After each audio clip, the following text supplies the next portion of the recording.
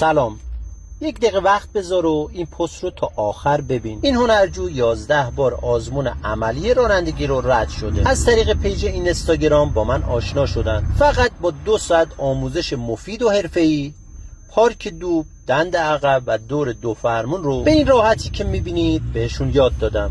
خانم محترم، به جای اینکه شوهرتو به زور ببری بهت آموزش بده و ترس و استرس تو بیشتر کنه، پیج منو دنبال کن، کلی ترفند و نکته رو رایگان یاد بگیر و با کوتاه‌ترین زمان ممکن یک راننده حرفه‌ای شو. تو پست بعدی یک سورپرایز ویژه براتون دارم. ممنون از نگاه قشنگتون. اگه میخوای فرمول پارک دوب، دند عقب و دور 2 فرمون رو بهت یاد بدم، پیجم رو فالو کن و عدد 9 رو برام کامنت کن. این پست رو بفرست برای دوستات، سیوش هم کن تا گمش نکنی. در ضمن استوری های روزانه رو ببین و هایلایت آموزش با هنرجوها رو نگاه کن.